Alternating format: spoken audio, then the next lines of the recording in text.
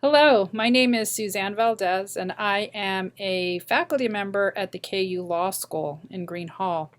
And this fall, I had the wonderful opportunity to teach a course in the honors program, an honors seminar.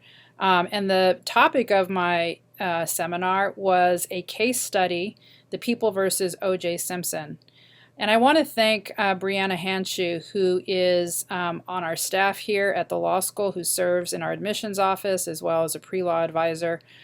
She really helped me teamed up with me to help provide and share this course with our students. We had wonderfully engaged students, 11 of them, and we covered a lot of topics this semester and followed the criminal justice timeline, starting with criminal procedure. We talked about the role of the prosecutor and defense counsel, the role of a judge. We talked about police misconduct. We talked about racial injustice and systemic injustice. We talked about domestic violence and how that played a part in the OJ case. We talked about victims' rights and socioeconomics and access to justice. And we've talked about the jury and the jury's role in determining the outcome of the case. We also focused on media and trial publicity, which also played a big factor in the OJ outcome. So the course was, I thought, very enjoyable. I thought the students got a lot out of it. And for our final project, we decided to drill down on 3 topics that we thought really needed some attention and that influenced and impacted the OJ trial itself, but also our current issues that face the criminal justice system. So those 3 topics are domestic violence, racial injustice, and then lastly, just the evidentiary and investigative mistakes made by both law enforcement, the police in this case, the Los Angeles Police Department, as well as the prosecutors who prosecuted the case against O.J. Simpson. So as we go forward here, you will see first clips on the issue of domestic violence, which continues to be a very, very important and difficult area of prosecution. We will talk about race and its impact on the case, as well as its impact today, currently in current times, and the importance of really understanding race and race relations in the criminal justice system. And finally, we'll wrap up with just the mistakes that were made in this case that ultimately resulted and could have impacted the jury verdict. So thank you. We had a wonderful semester. I hope you enjoy this final project as much as we enjoyed putting it together. And we thank you for watching. Due to the nature of domestic violence and the tragic story of Nicole Brown and Ronald Goldman, a trigger warning disclaimer will be issued for the use of graphic imagery and storytelling. Domestic violence, as defined by the United States Department of Justice, is any form of violence targeting someone within a domestic circle, which includes current and former family members, spouses, or intimate partners, or an individual cohabitating with or has cohabitated with the victim.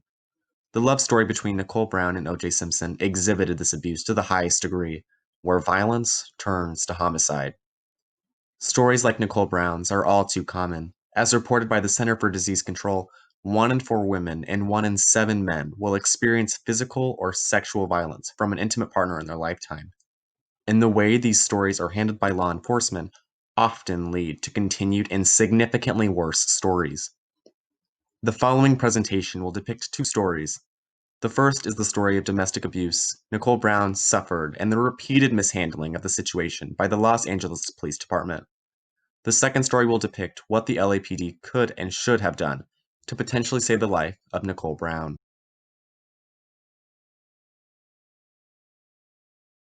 In the case, The People versus O.J. Simpson, Simpson was accused of and arrested for murdering his ex-wife, Nicole Brown Simpson. During their relationship, O.J. Simpson was abusive towards Nicole. Not only did he abuse her physically, he also stalked her and abused her emotionally. In a letter Nicole wrote to OJ, she describes, "I was so bad because I wore sweats and left shoes around and didn't keep a perfect house." Since Nicole did not meet OJ Simpson's ridiculous expectations, he acted hostile towards her. In the same letter, Nicole also wrote, "I wanted a baby. Then with each pound you were terrible." Again, Simpson was abusive towards Nicole because she did not meet his unrealistic expectations. He expected Nicole not to gain any additional weight while pregnant. When she did, he gave her dirty looks of disgust and said mean things. Likewise, OJ abused Nicole physically. The police were brought to the Simpson residence 8 times for domestic violence calls before Nicole's death. Of those 8 times, OJ Simpson was only charged once. At the scene, the police officers were starstruck by Simpson and did not want to offend the famous football star. However, at each domestic violence call, Nicole exhibited increasingly worse injuries, including bruises on her neck. On January 1st, 1989, O.J. Simpson severely beat Nicole. When the police arrived, she ran out of the bushes saying, "He's going to kill me." As a result of the injuries, Nicole was sent to the hospital, and Simpson was fined $470 and sentenced to 120 hours of community service. This was the first time and only time that O.J. was sentenced, but he never completed his community service. Unsurprisingly, Simpson faced no consequences for this. Simpson had a history of abusing Nicole. However, he faced no consequences for his actions. Since he was never punished for beating his wife, Simpson's anger and jealousy escalated until he murdered her. O.J. Simpson may have been acquitted in that brutal double murder, but there is no question Nicole Brown Simpson was abused, both physically and mentally. We sat down with the CEO of Hope House about how that tragic case helped bring domestic violence into the forefront.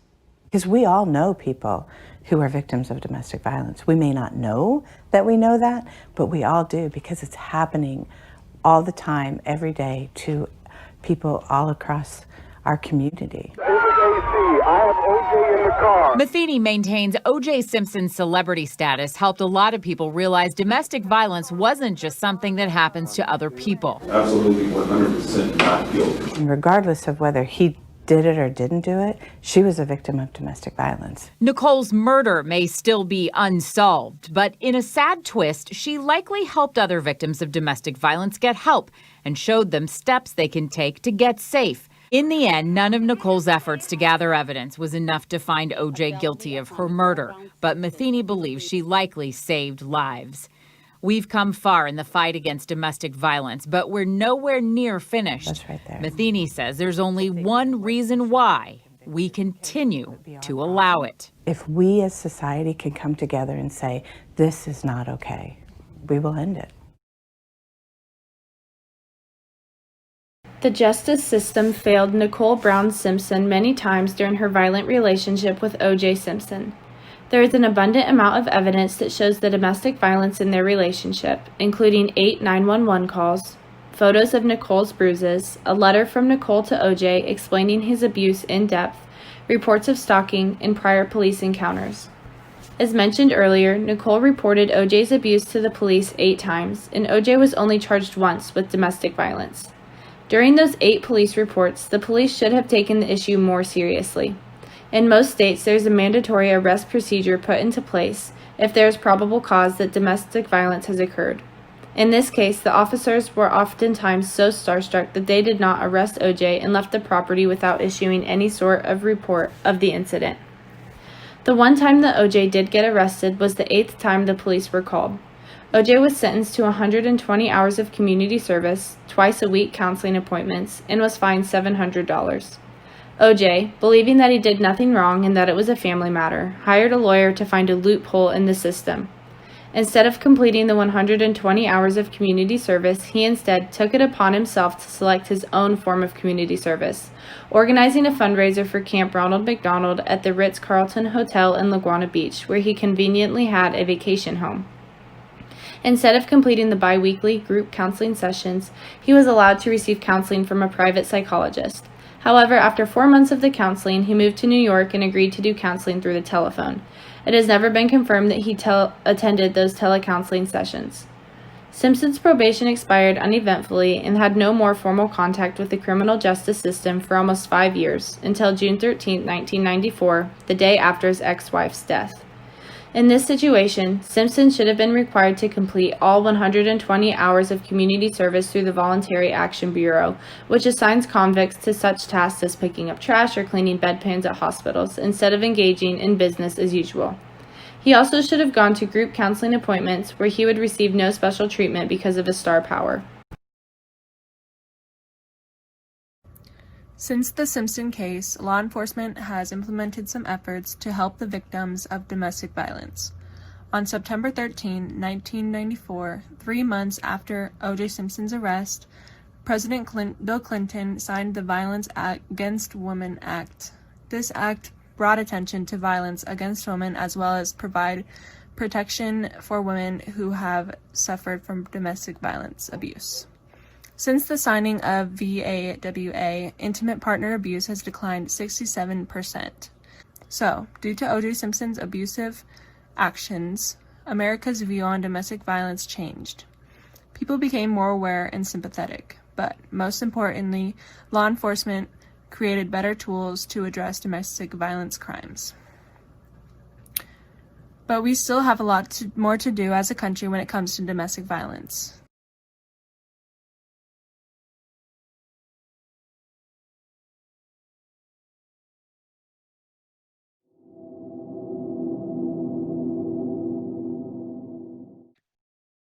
This video is on how the Rodney King event affected the overall O.J. Simpson trial, and basically how it led race to being a monumental factor in the outcome for O.J. Simpson.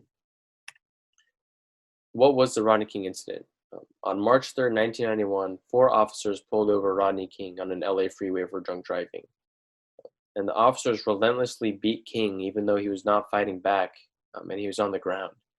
And it left King with many serious injuries, including brain damage, which shows the severity of the attacks committed. In the bottom right corner, we can see King in the middle on the ground with his hands above his head to protect him from the attacks. And you can see many other officers standing around, kind of letting this happen and not intervening. And as a result, a trial was held for Rodney King, and it was held in Simi Valley, California, which is a majority white suburb. And this is important to note because 3 of the 4 officers were white, and 9 of the 12 jury members were also white, and Rodney King was a black man. And despite the overwhelming evidence that plainly showed the officers beating Rodney King viciously, the jury acquitted the 4 officers and found them not guilty of the assaults. And this sparked outrage in the Los Angeles community. And the LA riots occurred in 1992 for 6 whole days, causing billions in dollars in damage. And it's important to note that the tensions between the black community now and the justice system, as well as the police, were at an extreme high. And this is because already the history between the LAPD and the black community was a bad one. It was a brutal one. And there was decades of over-policing and racism and brutality and stereotyping within these communities by the LAPD. And so going into the O.J. Simpson trial, the black community was coming right off this Rodney King trial and event, where they were hurt, and it also made the community more skeptical of the LAPD and the court system, which allowed the defense counsel to do what they did. But in the O.J. Simpson trial, 9 of the jurors were black, which played a huge role. They were on O.J. Simpson's side, essentially, because he was a black man fighting against the LAPD and court system. Reforming the LAPD and working on community relations would have drastically maybe changed things. If you went back earlier, before the Rodney King event, and helped fix these LAPD problems of brutality and stereotyping and over-policing, community relations might have been better, and the black community might have been more trusting of the court system and the LAPD. Race played a major role in OJ's infamous Dream Team's strategy. One of the big ways that this happened was through the media. One of the unique aspects of the OJ trial was that Judge Ito had allowed cameras in the courtroom. And essentially what this did was provide all of America access into what was happening within the courtroom. The defense saw an opportunity within this.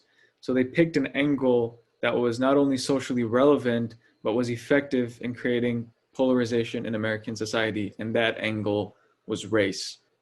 In this video, Chris Darden, who was on the prosecution team, says very straightforward and bluntly how the Dream Team is using these unethical strategies in order to not only gain an advantage over the prosecution, but to completely change the focus and make the case not about the murder or the domestic violence, but instead about race. Your Honor, I'm so offended at Mr. Shapiro's remarks that I'm sure that are being fed to him by Mr. Cochran. But I'm so offended by those remarks that I would rather not stand at the same podium. The issue here is whether this defendant killed Nicole Brown or Ron Goldman or not. The issue here isn't my ethics. The issue here isn't racism. The issue here isn't Detective Furman. And it isn't their egos and how much money they can make or how many talk shows they can appear on. This case is a circus, and they've made it a circus. There were two major effects. Number one, heavy media coverage of the trial often resulted in untrue and false information being spread, and that played well into the defense's strategy and goals. This Time magazine cover from June 1994 is a good example of this. This picture of O.J. Simpson was purposefully darkened in order to play into the stereotype of criminalizing dark men. And the outrage that this caused shifted the focus onto the race narrative like the defense wanted. And in this way, the defense was indirectly able to polarize American society through the media and change the focus from murder to race.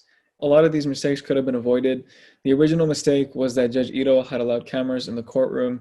Had he not done that, the defense would not have been able to use the strategy they did and shift the narrative in the way that they did. Going forward, it's important to also have systematic reforms to prevent something like this from happening again.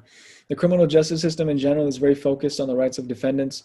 The 4th, 5th, and 6th Amendments to the Constitution all focus on the rights of defendants, and there's not equal focus on the rights of the victims.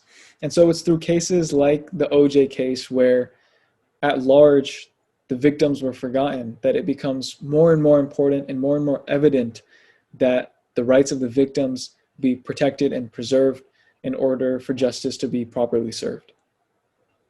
Detective Mark Furman's role in the Simpson trial. The inclusion of Detective Mark Furman in the trial against Simpson ultimately solidified the defense's argument regarding corruption and racism within the LAPD. Do you use the word in describing people? Presently? Yes. Overruled. No, sir. Have you used that word in the past 10 years? Not that I recall, no. You mean if you called someone a nigger, you have forgotten it? I'm not sure I can answer that question the way you phrased it, sir. You have difficulty understanding the question. I'll rephrase it. I want you to assume that perhaps at some time, since 1985 or 6, you addressed a member of the African American race as a... Is it possible that you have forgotten that act on your part? No, it's not possible. Are you therefore saying that you have not used that word in the past 10 years, Detective Furman? Yes, that's what I'm saying. And you say on your oath that you have not addressed any black person as a... or spoken about black people as in the past 10 years, Detective Furman? That's what I'm saying, sir. So that anyone who comes to this court and quotes you as using that word in dealing with African Americans would be a liar, would they not, Detective Furman? Yes, they would. All of them, correct? All of them. All right. Furman was present at the scene of the murder and would bring officers to the Simpson residence on Rockingham. At Rockingham, Furman decided it was imperative that they enter the property, regardless of search warrant. After gaining access to the residence, Furman would find the second glove behind the home. Furman's actions in disregard of the Fourth Amendment would serve as part of the defense's foundation of corruption within the LAPD. Had Furman followed search and seizure laws, the defense would have little foundation for implying all evidence against Simpson was planted. The prior video shows defense attorney F. Lee Bailey cross-examining Furman, where he says in the past 10 years he has not said the N-word. However, the defense disclosed many racist behaviors exhibited by Furman. Finally, the Furman tapes were revealed by the defense, certifying Furman's racist behavior and that he lied on the stand. Since the tapes proved that Furman lied, they discredited his testimony along with all other LAPD officers' testimony. The defense utilized this and asserted to the jury that this trial revolved around race and that the LAPD could not be trusted, using Furman as a proxy to the entire LAPD. Even if Furman was the most competent officer and had done everything correctly, the fact that he lied completely discredits him, and the fact that other officers vouched for Furman discredits the rest of the LAPD. By withholding his previous actions, compounded with the reports of racist behavior, Furman made himself out to be a racist officer trying to hide his discriminatory ideology and other suspicious behaviors. The trial could have been different if the prosecution hadn't ignored indications that the defense would rely on race. With this information, they should have altered their arguments and witnesses to better fight the defense. The prosecution didn't have to bring Furman forward. Instead, they could have relied on Detective Lang or Detective Van Adder, the lead detectives on the case. Instead, they protected him and treated him differently than all other witnesses. Detective Furman's involvement in the Simpson trial helped further the defense's argument regarding racism and corruption within the LAPD.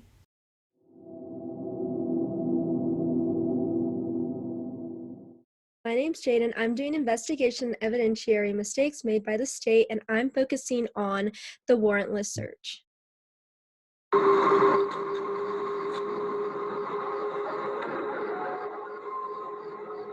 You should see this.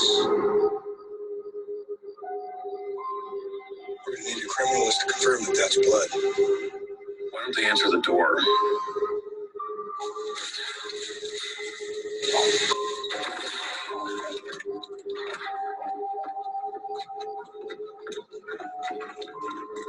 Okay, so what's happening in this video? The bodies of Nicole Brown and Ron Goldman, the two victims of the murder, were just discovered at Nicole's residence. The LAPD arrived, they secured the scene, and then they headed on over to Simpson's nearby residence to inform him of these murders. His residence is gated, and no one was answering the calls. So Mark Furman notices blood on and in Simpson's Ford Bronco that was parked outside, and he makes the executive decision to jump over the gate and let the other LAPD officers in. What did the LAPD find at OJ's home? Detective Mark Furman found a blood-stained leather glove that appeared to match one that was found at Brown's home earlier. What's the controversy behind this discovery? Well, there's a Fourth Amendment in the Constitution that protects against unreasonable searches and seizures. So a proper search needs a probable cause, and in most cases, a search warrant issued by a judge. So this makes Detective Mark Furman's actions of just jumping over the gate and letting the other officers in unconstitutional. What happens to evidence that's found unconstitutionally? Well, there's this thing called the exclusionary rule, also in the Fourth Amendment, that states that evidence that's found illegally cannot be used in court. So, how was the glove admissible in O.J. Simpson's trial? There are some exceptions, and one of them is in emergency situations. So the prosecution used the justification that they thought O.J. Simpson could be in danger himself, especially after finding the blood on his car. And these justifications actually held up in court, and the glove was admissible. Were the officers' actions of entering O.J.'s gated residence without a warrant actually justified, though? It depends. I personally don't believe so, because I don't think the officers were being truthful about the reasons. Was there an emergency situation? Well, they surely didn't treat it like one. They were aware of the domestic violence between OJ and the victim, Nicole Brown, so I'm pretty sure they went more thinking that OJ could be a possible suspect, which does make their actions illegal. So what should have the officers done instead? They should have simply gotten a search warrant. To do so, they needed to get in contact with the judge, provide a probable cause, they need to sign an affidavit, and then they need to state exactly what they're searching, why, and what items they need to find, stuff like that. They need to be very specific with this. They can't just search whatever they want. It may have taken a couple of hours, but they could have secured the scene and made sure that no one was contaminating or destroying evidence. Hi, my name is Anna, and today I'm going to talk to you about the most iconic part of the People vs. OJ case, the gloves. Other than the prominent bloody bodies of Nicole Simpson and her friend Ron Goldman, there were a few items that were left on the crime scene by the murderer, one of which was a left glove that was drenched in blood. The way that the red glove was found diminishes the credibility of the investigation because the LAPD detectives that were on the site of the murder wanted to notify O.J. Simpson immediately that his ex-wife had been murdered, and they couldn't get anyone to answer the door, and so then they decided that someone should go onto the property. And in the process, Mark Furman, who was one of the LAPD detectives that was the only one that was physically able to climb over the fence, was the one that found the right glove on his property. Now I'm going to tell you about the mistakes that the prosecutors made during the trial regarding the gloves. The gloves really should have helped them out in their case, in their argument, but in this case, they made so many mistakes that in the end it really ended up benefiting the defense. So much so that in the closing argument, you can find the famous line where Johnny Cochran says this. Doesn't fit, you must acquit. Minutes before they were to appear in front of the jurors, Marcia Clark and Chris Darden had agreed that they would not have O.J. Simpson trying on the original gloves that were found on the crime scene and the ones that were found at his house in front of the jurors. But then during the actual trial, Chris Darden decided on a whim pretty much that he would have O.J. trying on the original gloves. The gloves had been tested on, they had been froze and unfrozen, and they were not the original size that they were supposed to be. And therefore, when OJ tried them on, especially over the latex gloves, they did not fit well at all. Gloves were too small, and pretty soon, the prosecutors had realized they had made a really big mistake. The way that the prosecutors presented the information about the gloves to the jurors is really disappointing because the gloves should have been highly incriminating for OJ. And the gloves on the crime scene, both at Bundy and at Rockingham, had OJ's blood with Nicole's and Ron's. Hi, I'm Brooklyn, and I am presenting the DNA evidence in the O.J. Simpson case. So the actual blood evidence that was found was blood dropped near shoe prints at the Bundy house, and the Bundy house was where Nicole Simpson lived. The blood dropped at Bundy was the same type as defendant Simpson's, and that would only be about a 0.5% of population that would match. There was blood found in the white Bronco car, the same car that Simpson drove, blood in the foyer and master bedroom of the Simpson home, blood in Simpson's driveway, and blood on the socks in OJ's home matched victim Nicole Brown's. So the actual collection of the evidence, LAPD Detective Natter did not take the samples of OJ's blood and book them straight into evidence. Instead, he confessed that he let it out of sight at his desk at the police department while he went to get a snack, and he later explained that he wanted to take it to the criminalist himself. The presentation of evidence in the courtroom lasted several weeks with many different samples of DNA collected. There was about 61 blood samples, and all of the experts tried explaining DNA evidence and testing of the evidence to the juror in lengthy, boring ways. The jurors were shown leaning in their seats, rubbing their heads and necks, struggling to stay awake. This is a short clip showing some of the experts explaining the DNA evidence in the courtroom. How often you might see this particular demonstrated, and I'll be glad to provide copies of those articles, that there is a scientific basis for us to do what we want to do. The polymerase and the primers and some other salts or buffers.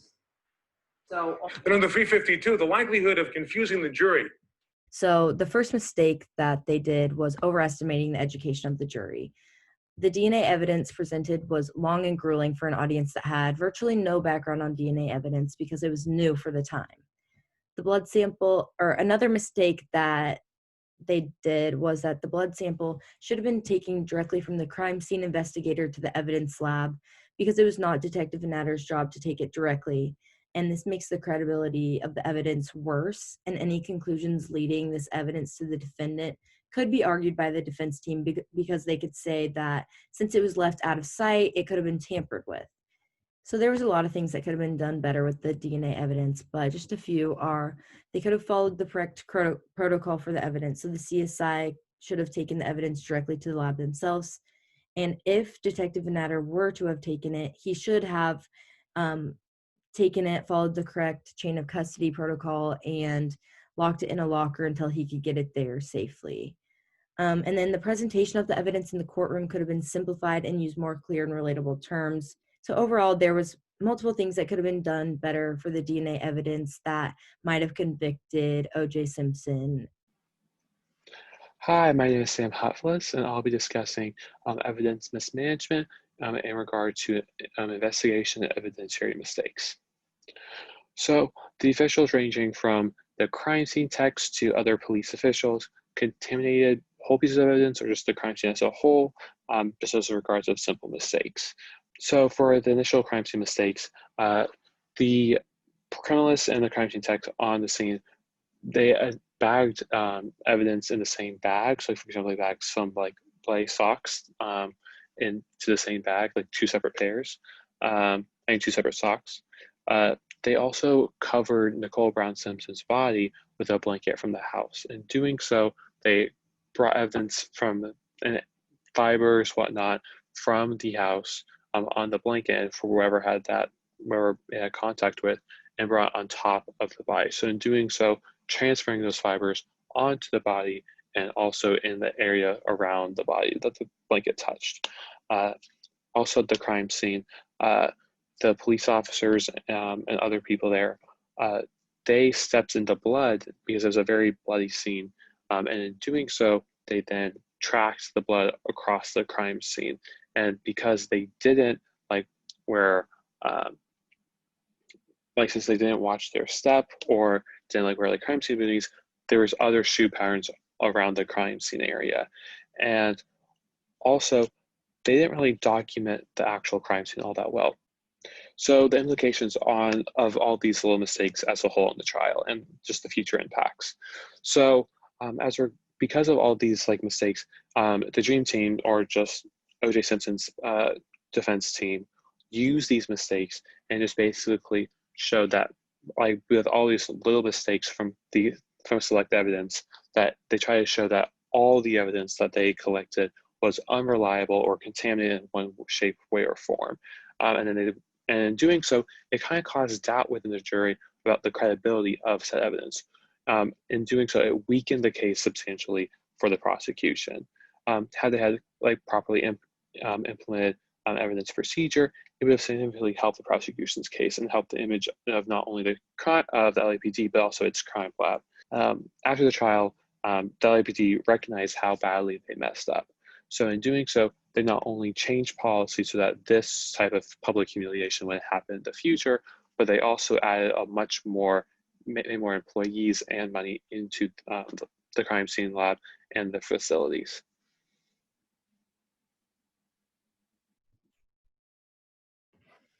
Thank you for joining our class on this exploration of domestic violence, race, investigation, and evidence.